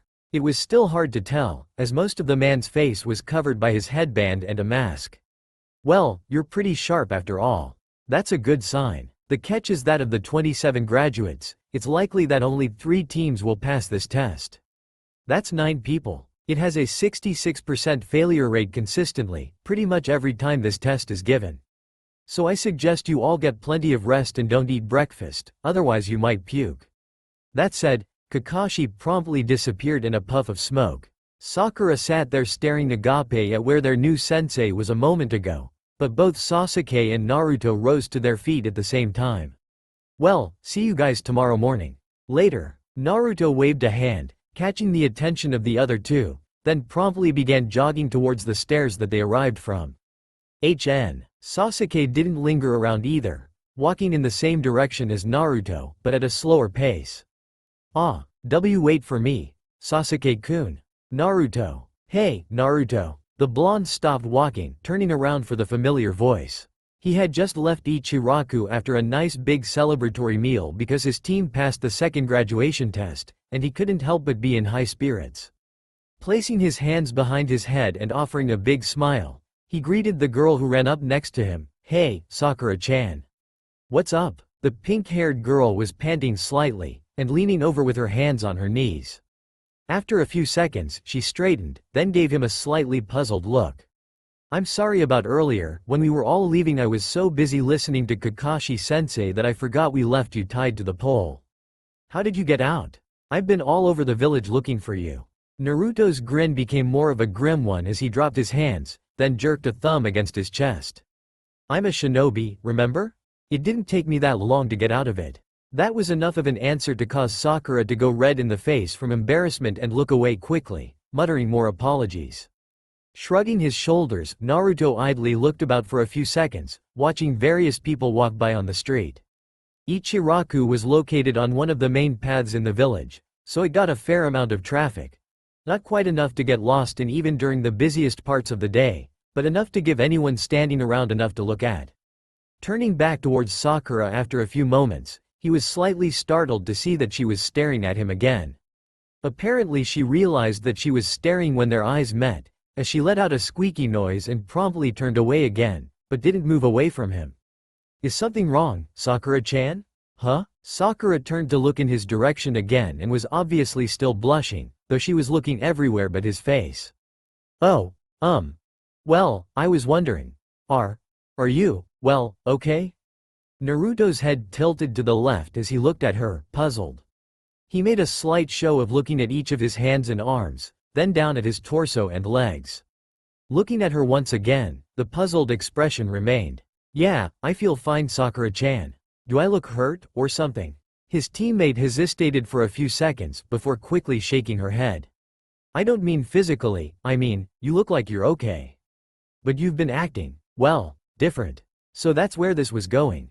Kyuubi had warned him later that day that people might question his change in personality, even if it always was his real one and he was just goofing around for attention before. I'm not different, Sakura-chan. This is me. I was just playing around before because it was fun. But I'm a shinobi now. I can't really act like that anymore. I've gotta grow up. Sakura once again looked shocked. Her mouth opened and closed a few times, but no sound came out. Eventually she looked down at her feet and spoke quietly. You know, if you acted like this all the time, when you asked me out on a date I might have said yes. Naruto winced internally, and he was pretty sure it showed on his face too.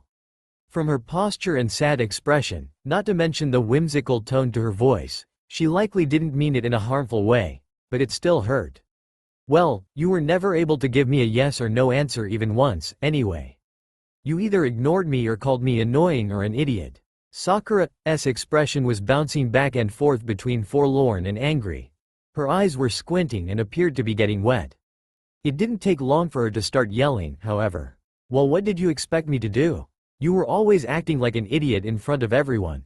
Anytime I tried to get Sasuke-kun's attention, you were constantly in my way, trying to get mine. Naruto let her words sink in for a moment before shaking his head and sighing. I tried to get your attention because I like you, Sakura-chan. That's all. Sakura let out a small choked gasp as he spoke. Her fists were clenched and he could see her shaking. Naruto was surprised with himself, being able to tell her that he liked her so directly, yet strangely he also felt as if a huge weight had been lifted off his shoulders. His heartbeat was also slowing down again as he relaxed. Strangely, he couldn't recall when it started beating faster. His teammate's expression had displayed the entire spectrum of emotions so far in their short encounter, and now it was flickering between embarrassment and outrage, but she seemed to be having a hard time coming up with something to say. Because of that, Naruto figured it would be best if he simply finished it for them. You never gave me an answer when I asked you for that one last chance, so I guessed it would have been a no anyway. You can give the bastard all the attention you want to now, Sakura-chan, because like I promised I won't ask you on dates anymore. He tried to avoid looking at her as he finished his statement, barely noticing as her expression finally closed in on itself, then proceeded to turn around and walk away. Waving a hand, he spoke over his shoulder, "See you during tomorrow's training, Sakura-chan." That said, he continued walking. Sakura didn't follow. Naruto grunted as he sat down in front of the tree he was supposed to be climbing. Well, not exactly climbing, but more like running up the side of it. Of course he had seen shinobi in the village climbing up walls all the time, but it was such a natural occurrence that as he got older, he didn't really think much about it. He knew that it would eventually be an acquired skill, but he had no idea that it would be this annoying to obtain it.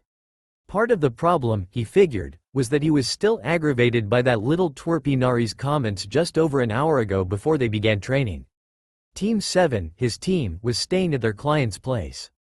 It belonged to some drunk bridge builder named Tazuna, along with his daughter Tsunami and his grandson, Inari. The kid kept telling them they were going to die, and it was all Naruto could do to hold his temper in check. That wasn't the worst of it either. Apparently Inari had a really hard life, and everyone from Konoha had very simple, easy lives. Naruto noticed Sasuke visibly twitch a few times, and he knew his own face was turning red as his anger increased. If it wasn't for Sakura tugging slightly on his jacket arm and pulling him outside, he likely would have started a shouting match.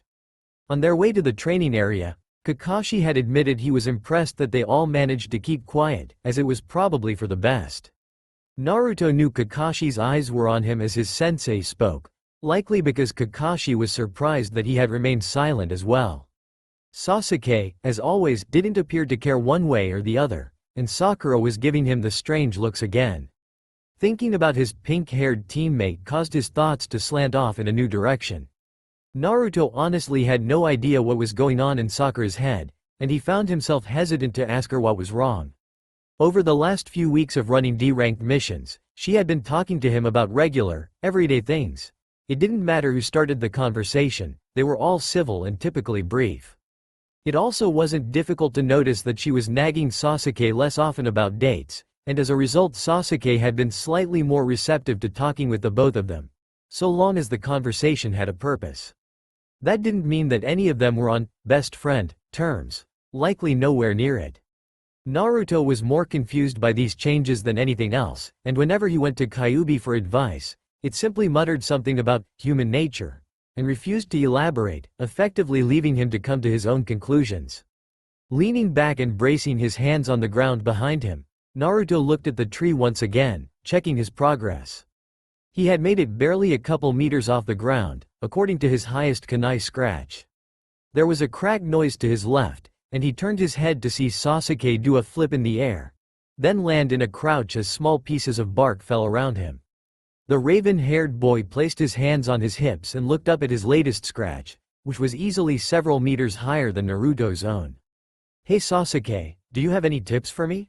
Sasuke looked over his shoulder and let out a snort, then bolted for the tree one more time. Shaking his head, Naruto turned slightly to look over at Sakura, who had finished climbing her tree a while ago. He noticed her head jerk away as he spotted her in his vision, purposefully making it seem like she wasn't looking over at him. It was yet one more thing that made him wonder what was going on. Many times when he had looked in Sakura's direction, he could notice her head shift away from him. She was obviously looking at him, or at least in his direction, but for some reason she always refused to make eye contact. It wasn't annoying or anything, but it was definitely disconcerting. He usually only got her glares or exasperated looks, and that had morphed into more neutral, worried, and curious glances over the past couple months. Rolling his head back, Naruto looked up at the sky before he let his eyes close. He briefly contemplated going to ask the Kyuubi for advice, but part of him was hoping that he could figure this one out on his own. The Kyuubi had often given him advice regarding new techniques he was learning from school, and even when he learned the shadow clone technique, but it had never taught him anything original. Supposedly there was a chance he might have been taught one if he had won that bet, but since he didn't win, he'd never know now. Naruto? The blonde's eyes shot open and he sat upright, looking to his right where he heard the feminine voice. Sakura was sitting there next to him on her knees, a careful distance away but still close enough to where she could talk quietly and he would be able to hear. "What's up, Sakura-chan?" Sakura immediately looked away for a second, in the direction of Sasuke, who was currently sitting on a low tree branch and staring at his latest marking. Naruto followed her gaze, only to snap back towards her when he heard her inhale, then ask a question. "Do you want me to give you some pointers?" Naruto blinked, and he realized that his mouth was likely hanging open, so he immediately closed it with a slight click noise. His reaction must have amused Sakura in some way, because the corners of her lips were definitely twitching upwards. Sure, Sakura-chan, anything you can tell me would be great." He was sorely tempted to give her a big grin as a form of thanks, but decided against it as she had been more receptive to him when he didn't do that. It was likely the better choice, as she immediately started rattling off a list of things he needed to do in his mind to prepare. She even recognized that it was likely easier for her since she had a small amount of chakra compared to him and Sasuke, something that he hadn't even thought of. The two of them went over some brief exercises of Sakura's that she claimed always helped her focus. Naruto wasn't sure how well they would work since he simply had so much chakra, but at this point he was willing to take any pointers he could get. As soon as the little impromptu study session was concluded, Naruto hopped up to his feet and simply focused. Calming his mind, he first imagined his chakra flowing through his body, then began to gradually pay more attention to the chakra running through the coils in his feet.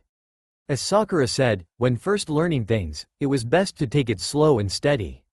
Eventually, with enough practice, things like this would become second nature. Imagining his chakra reaching like a hand and grabbing hold of the ground underneath him, Naruto then focused on releasing the grip just enough so that it could be firmly re-established as soon as he put the foot down again. He could feel both of his teammates' eyes on him as he walked around in a slow circle on the ground, getting a feel for his chakra grabbing and releasing.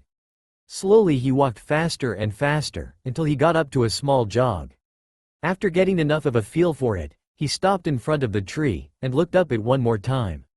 Sakura started to say something, but he didn't hear her as he took off at a sprint towards the tree looming ahead of him. As he approached the base, he promptly leaned backwards, letting his first foot release from the rough dirt below and latch onto the rough bark of the tree.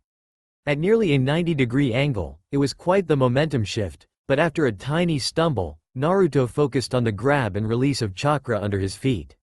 Left, right, left, right, left, right. He kept going and going, still running full speed. The pull of gravity was grabbing for his head, shoulders, and back, pulling him back down towards the ground.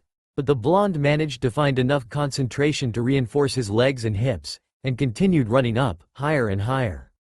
After dodging 2 branches, he finally noticed that he was running out of room to place his feet.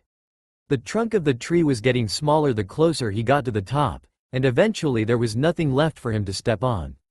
His momentum kept him going up into the air for a brief moment, and he hung comically suspended in the air for a handful of seconds before landing on the top of the tree, where the trunk split off into 2 small horizontal branches, leaving a spot to stand in the middle.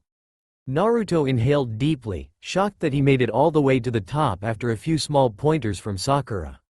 Thanks to her, this was one thing he wouldn't need to bother the Kyuubi about. He was pretty sure that he heard her shouting congratulations from down below, but a nice breeze rustled through the leaves, drowning out most other sounds. After taking in the sights from the top of the canopy for a minute, he began looking for a clear way down. Seeing what looked to be a good spot, Naruto jumped a bit, falling down through the canopy below. As he burst through several bunches of leaves, they were obscuring a rather large branch almost directly under him. His original plan was to use the branch to slow his descent as he approached the ground, but the snap judgment proved to be his downfall. There was a resounding crack noise as the combination of his weight from the freefall and his chakra grabbing the branch simply ripped a chunk of wood right out of it. It slowed his descent, certainly, but it twisted him about at the same time. As a result, he landed on his back, knocking the wind out of him and leaving a distinct ringing noise in his ears as the back of his head hit the ground too. Naruto just lay there for a moment, staring up at the sky through the canopy, and didn't really focus on the voice he was hearing until a panicked face and a mop of pink hair obscured his vision. No, Naruto, F cuss. His vision gradually cleared, and he began to inhale big gasps while trying not to cough at the same time. Sakura was waving a hand in front of his face, so he reached up to grab it as proof that he was coherent enough now. The ringing continued, but he could clearly focus on Sakura's words now, so it didn't bother him that much. Thank goodness. What happened? You did so good going up, but you messed up coming back down. The blonde nodded, still inhaling deeply and coughing. In the middle of one of his coughing fits, a funny thought struck him, causing him to laugh and cough even harder. Sakura started to fuss over him, but he simply waved her off and tried to smile through the coughing and watery eyes. I just thought it was pretty funny. Sakura seemed puzzled, but worry was still the most visible emotion on her face. What was funny about you crashing to the ground? Naruto chuckled and coughed again, shaking his head as his breathing finally starting to settle down. I just thought that I was so cool getting up there in one run. Only to make an idiot of myself on the way down. The worst part is that this time I didn't want to. Naruto rubbed his chest as he laughed, finally sitting up a little. He absently noticed that Sakura had gotten down on her knees next to him at some point, as she was now climbing back to her feet. The worry that was on her face before had vanished, and her relief was obvious. He was cracking jokes now, and she apparently couldn't help the small grin that worked its way onto her face. Shaking her head, she offered him a hand, which he graciously accepted. Silly. Maybe you should just run down it next time, instead of jumping. Hey, that's a good idea. Wish I'd thought of it. Sakura snorted and rolled her eyes but was grinning even more, but before either of them could say anything else, a colder voice interrupted them. Naruto, how did you do that? The two teammates looked at their third member briefly before both looking at each other again. Naruto couldn't help but frown.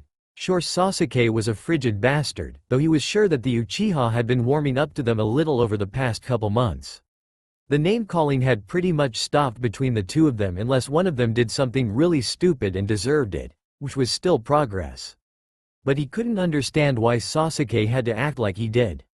First he would refuse to help anyone, then when someone did things better than him, he expected help or answers automatically. Shaking his head, Naruto's frown grew deeper as he saw Sasuke scowl before he had even said anything. I can't tell you. Before Sasuke could blurt out an angry comment, Naruto placed a hand on Sakura's shoulder and spoke up quickly. But Sakura-chan can explain it. If it wasn't for her, I wouldn't have been able to do it. I'd probably just mess something up and make you angry at me anyway. The Uchiha's scowl immediately faded, and he gave a grunt and a barely perceptible nod, his way of saying that the explanation was acceptable. Naruto got a few private chuckles at his knowledge of Sasuke's facial expressions and grunts. He had developed a sort of grunt sense that let him know Sasuke's intent merely by the look on his face and the noises he made. The blonde gently pushed Sakura's shoulder forward towards Sasuke. She took a few steps before turning and looking back towards him. Do you really think I can explain it? Naruto chuckled, then jerked his thumb up against his chest. Sakura-chan, if you can teach me how to do something, then all you have to do is breathe and the prodigy can probably figure it out.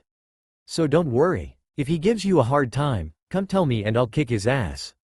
Sasuke's expression quickly soured once again, but for a change he decided against making any guttural noises. Sakura on the other hand, she was actually smiling at Naruto for the first time in, well, ever. It wasn't just any smile, either. It was the same smile he had seen her gazing at Sasuke with. Only this time, she was looking at the blonde, directly into his eyes.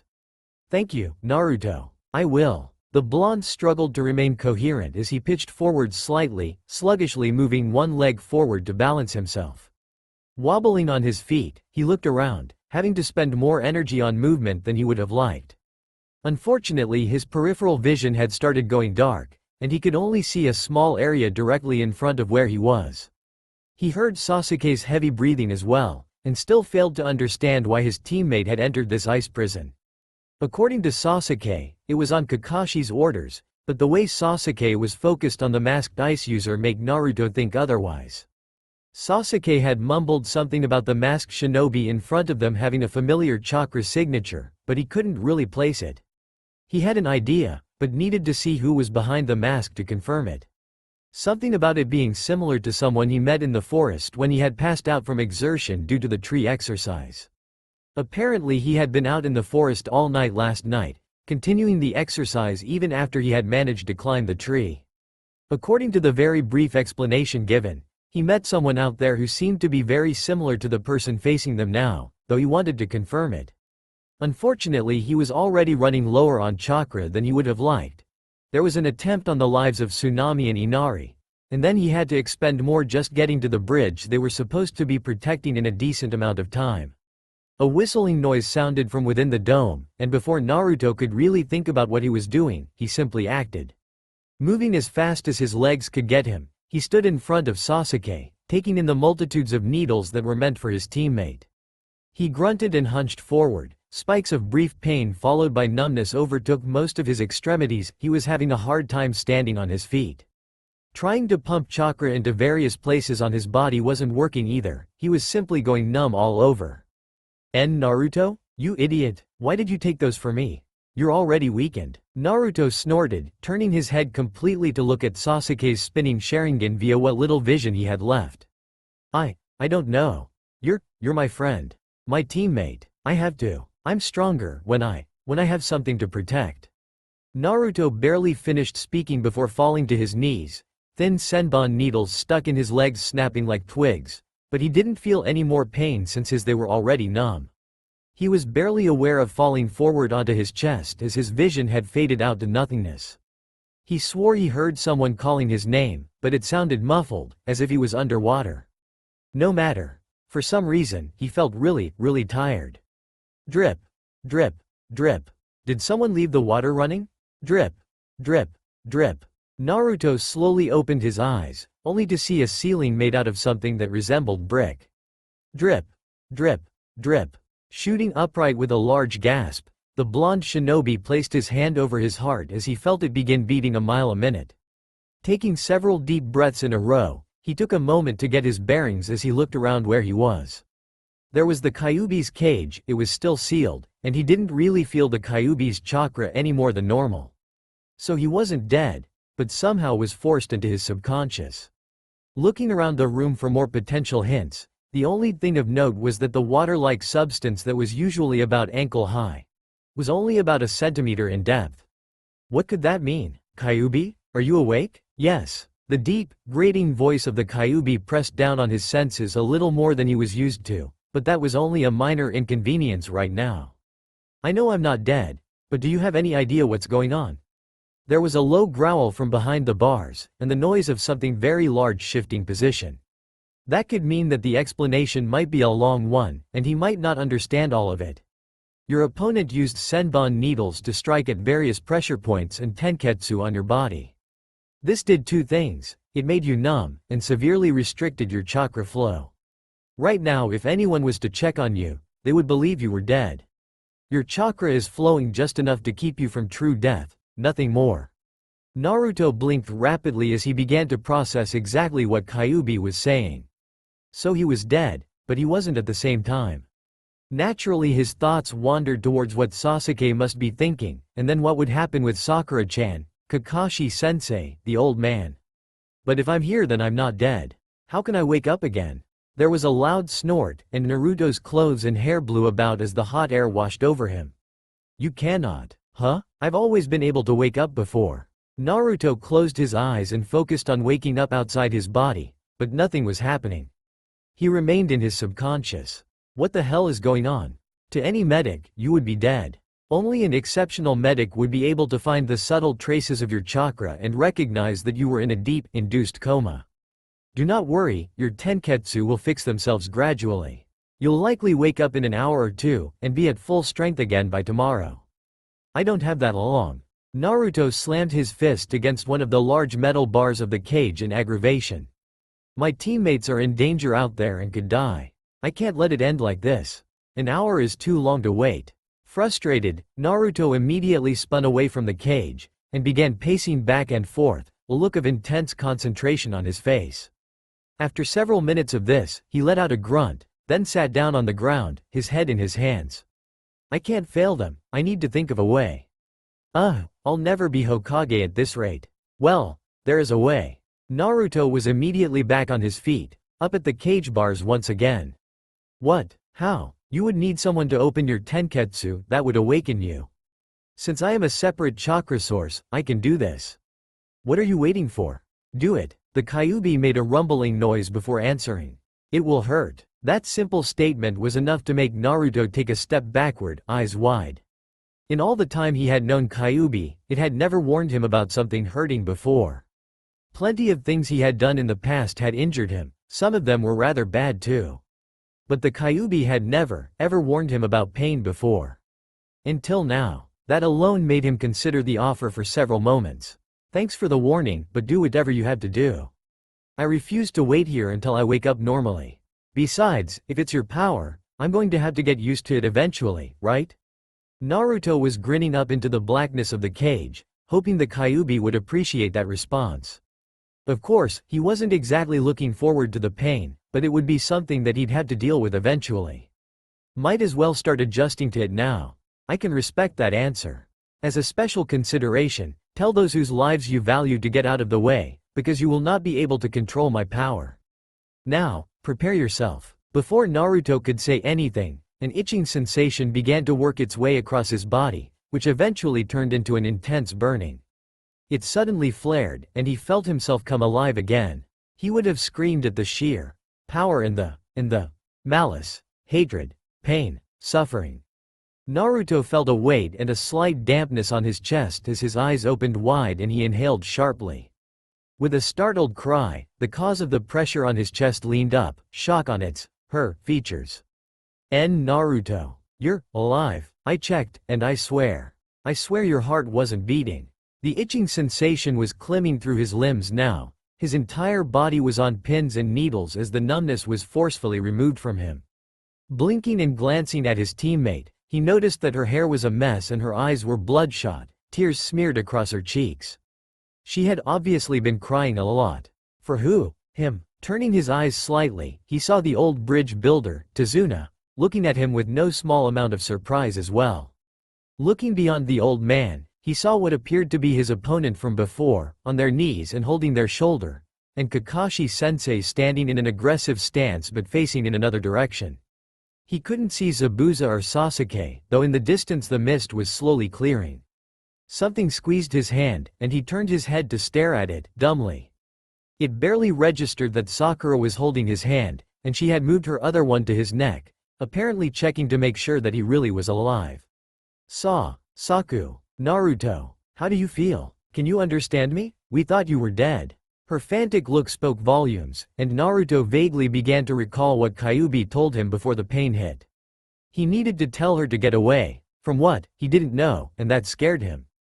But as the numbness wore off, he felt the surging anger, the hatred for the person who had caused this pain for him, for his teammates, for the old man and his family and this entire village. And Naruto sat upright, causing Sakura to gasp, then gradually climbed to his feet as the power surged through his body.